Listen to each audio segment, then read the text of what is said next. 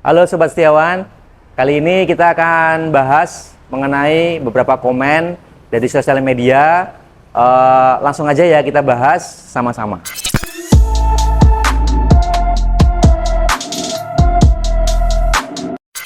Yang pertama dari Ahmad Sobari 6086.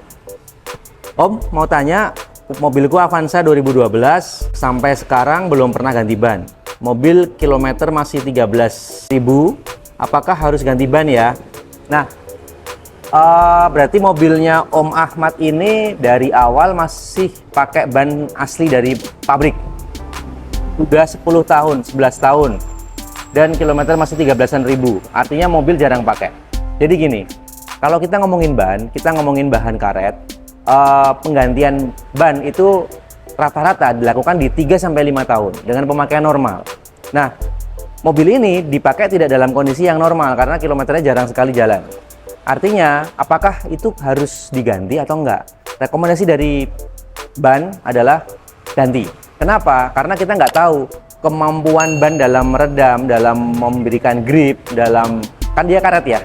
Jadi ada kompon yang masanya dia keras karena ban apapun kalau udah lama dipakai, penyimpanan apalagi nggak bagus, tekanan nggak diperhatikan, gitu ban itu akan jadi komponnya keras. Nah, kalau keras akan timbul berisik, timbul kena paku, jadi nanti lubang dan lubangnya bisa melebar gitu, terus bisa pecah tiba-tiba. Nah, artinya apa? Kita harapkan ban itu tidak dalam kondisi yang seperti itu. Artinya apa? Ya, kita rekomendasi dari pabrikan ban 3-5 tahun renewal, kita ganti.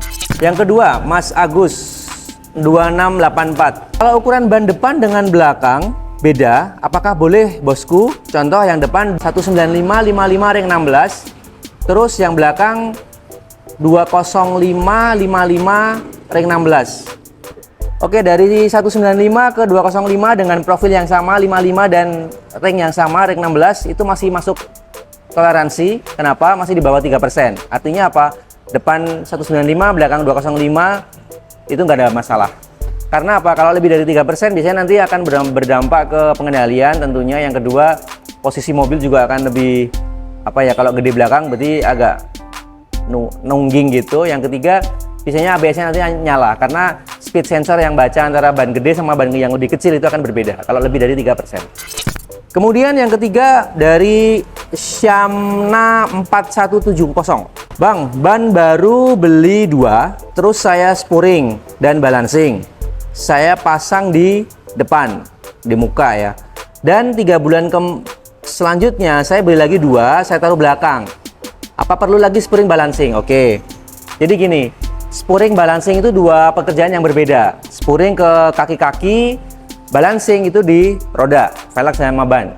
Nah, untuk penggantian ban mau diganti ataupun dibalik gitu ya, itu wajib yang namanya balancing.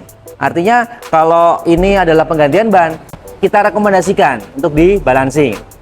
Kalau untuk spuring, idealnya tetap di spuring. Kenapa? Karena walaupun yang dipindah ya atau yang diganti adalah ban belakang, ban itu punya konicity, artinya punya daya gulir yang tidak selalu lurus. Kita harus sinkronkan juga dengan depan. Kalau data spuringnya sih pasti nggak akan berubah. Setelan camber to casternya pasti nggak akan berubah. Tetapi yang bisa jadi kondisi itu bisa merubah laju dari mobil atau kemiringan setir. Kenapa? Karena daya gulir atau konicity ban dari belakang itu berubah. Sehingga tetap kita rekomendasikan untuk di spuring. Kemudian yang keempat dari Amrin Yahya TV 6498. Apakah merek ban yang berbeda antara kanan dan kiri, tentunya dengan alur ban juga berbeda, bisa jadi penyebab setir narik? Oh, sangat bisa. Sangat bisa. Ban depan misalkan pakai merek hijau, yang kiri merek biru gitu ya. Itu pasti ada potensi bikin mobil itu ngebanting atau narik ya bahasanya.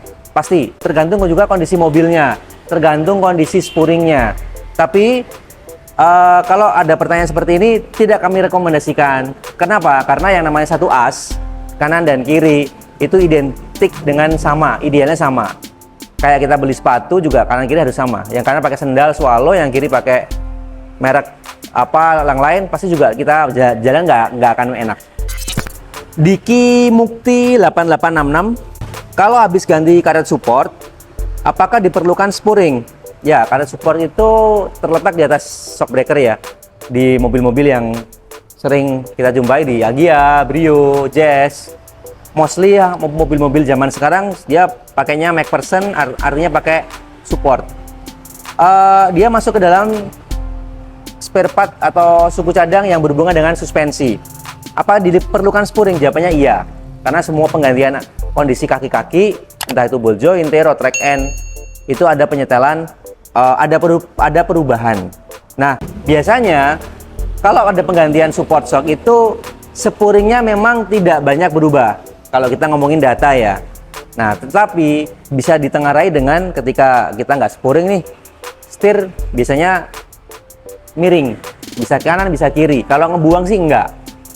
Dan kalau misalkan kondisi support shock yang terakhir itu dalam kondisi yang sudah tidak bagus dan pernah dispuring, saat ini adalah diganti dengan support shock yang lebih proper, yang bagus, yang baru, masih menggunakan spuring yang lama, itu juga pasti akan berubah. Jadi idealnya mengganti support shock disertai dengan spuring. Kemudian dari @Sofyan 1972, Bang mau tanya, ban depan mobil saya 185/7014 dan belakangnya baru ganti 195/7014. Dengan kondisi ban seperti ini apakah masih perlu dispuring? Kalau nanya dengan bengkelnya katanya tidak perlu, dan ada juga bengkel yang bilang perlu spuring. Mohon bantuan jawaban Bang dengan alasannya juga. Oke, dari ini apa ya? Dari Mas Sofyan ini menyampaikan bahwa bannya berbeda. Awalnya 185/70 ke 4 ban, sekarang 195/70 yang belakang. Nah, ini sama seperti yang tadi Mas Agus, upsize ban ya, upsize ukuran ban. Dengan ring yang sama. Apakah harus spuring? Rekomendasikan iya. Karena apa? Karena bukan ngomongin ketebalan bannya, tapi lebih ke tipikal ban. Karena ban itu punya connectivity, punya alur berputar yang tidak selalu lurus. Itu harus disinkronkan. Dengan cara apa? Dengan cara kita lihat data spuringnya. Kalau data spuring sih nggak berubah. Cuman kita harus mensinkronkan spuring dengan ban belakang yang baru. Nggak peduli ukurannya, tapi karena dia baru dipasang, ya kita harus spuring ulang. Yang terakhir dari @Chengyu 2220. Mas, setir Xenia saya selalu ngebuang ke kiri saat setirnya saya lepas. Artinya dia lari kiri. Saya tes di kondisi jalan lurus, tidak miring, tidak bergelombang. Padahal udah spuring beberapa kali, kondisi kaki juga bagus, tekanan angin ban cukup, ban masih bagus. Tetapi masih ngebuang ke kiri. Kira-kira penyebabnya apa? Oke, kompleks kalau ngomongin banting. Di luar spuring itu karakter mobil juga bisa. Xenia ada dua. Yang pertama yang masih hidrolik dan sudah EPS. Kalau masih hidrolik itu kecenderungan lebih gampang untuk banting ke kiri. Kalau yang EPS itu lebih stiff, lebih jarang ditemui kondisi ngebuang. Nah, ban punya karakteristik masing-masing. Dan yang ketiga adalah spuringnya.